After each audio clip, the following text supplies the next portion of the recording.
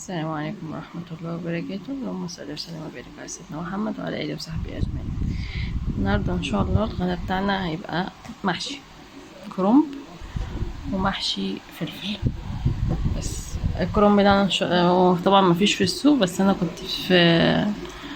كنت جايبة وكنت مخزنة كده مقطعاه، ويا دوبك أطلع بس على اللفة على طول كده. بس يا دوبك كده فك من التلج، وافك الورق من بعضه وهحشيه بس. وده فلفل طبعا مكبب منضفاه وشايله البذر اللي فيه وزي الفل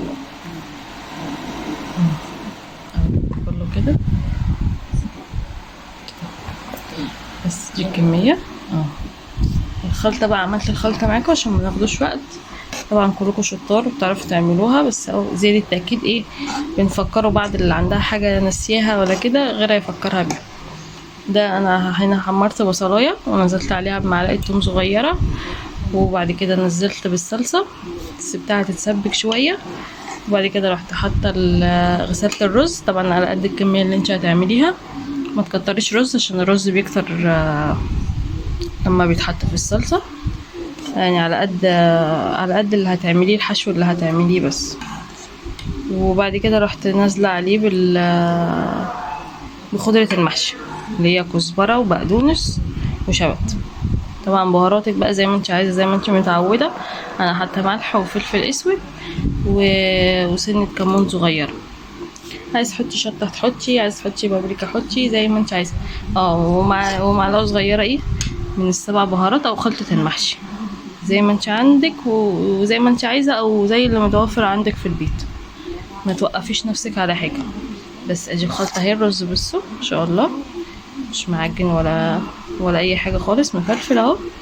عشان حطاه بالظبط. واول ما تحطي الرز تطفي عليها على طول، ما تسيبيش الرز عليها وهي مولعه على النار كده اهو. بصي البصلايه بصي مصحصحه، مش مهريه خالص ولا نشف، يا دوبك بس الرز يدبل، البصله تدبل شويه مع الثوم، تشمي ريحتهم تنزلي عليهم بالصلصه خالص اهي كده اهي ان شاء الله. عايزه اقول لكم ريحتها تتاكل كده بالمعلقه كده تتاكل. بس هحشي بقى عشان ما اخدش معاك وقت الكرنب اهو والفلفل، وارجع لكم تاني. بصوا انا خلاص اهو خلصت الفلفل ان شاء الله، والكرنب اهو تحت مستخبي تحت. انا قلت بدل ما اعمل ده في حله وده في حله، احط الاتنين على بعض. توفير مواعين يعني المواعين بتتوفر، المواعين بتزيد والله. بس كده بصي عشان يطلع معاكي الفلفل حلو وما يتفتحش منك ولا اي حاجه، ما تحشوش لاخره. بصي تسيبي فرق كده يعني تسيبي فرق، ما تحشيش الفلفل لوحده لاخره، او البتنجان نفس الحكايه، او الكوسه نفس الحكايه، ما تحشاش لاخرها. تسيبي مسافه بس كده تدي للرز ان هو ينفش شويه في الحله. بس كده اهو. الكرنب زي ما قلنا تحت مستخبي اهو. بس كده هحط بقى الميه بتاعته. عايزه تحطي شوربه فراخ، شوربه لحمه، عايزه تحطي ميه وتحطي فيها مرقه دجاج برضو زي ما انت عايزه، اي مرقه. بس انا ما بحبش المرقه. ما عندك شوربه حطي، عندك اي حاجه، ما عندكيش ولا ده ولا ده تحطي ميه وفيها حبه ملح وحته سمنه بلدي، طعمه هيطلع معاكي خطير. بس اهو هحط الميه واحط حته سمنه فلاحي كده عشان تبقى ريحته تبقى ريحته جميله. ما تكتريش ميه عشان ده خضار هينزل ميه عشان ما يعجنش معاكي ويستوي. بصوا انا حطيت اهو الميه مش كتير، يا دوب غطيت الكرنب بس. غطيت الكرنب وغطيت حبه من الفلفل، والفلفل كده كده هيستوي عشان هحط الغطا، والبخار بتاعه هيطلع طبعا في الغطا فهينزل عليه هيسويه.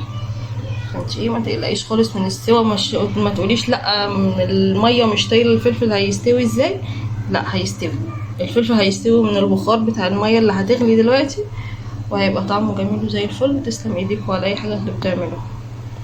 بس هحط حته سمنه واجيلكم. بصوا حطيت هنا سمنه طبعا كان في هنا حته بس نسيتها في السخونيه بس كده. بس شايفين الميه مقداره لغايه فين، مش محصل الفلفل كله يا دوبك ايه طاير حته منه من تحت بس. بس هغطي عليه، اول ما يغلي طبعا هوطي عليه لغايه ما يستوي. تشوفوا بقى في الاخر خالص هيبقى شكله عامل ازاي. بصوا ادي المحشي اهو استوى، بس ما شاء الله الفلفل اهو بيتكلم عن نفسه طبعا. ويجي المحشي وحمرت جنبه واحد اتنين كريسبي كده عشان يغلي. بس متنسوش اللايك والشير والسبسكرايب. السلام عليكم.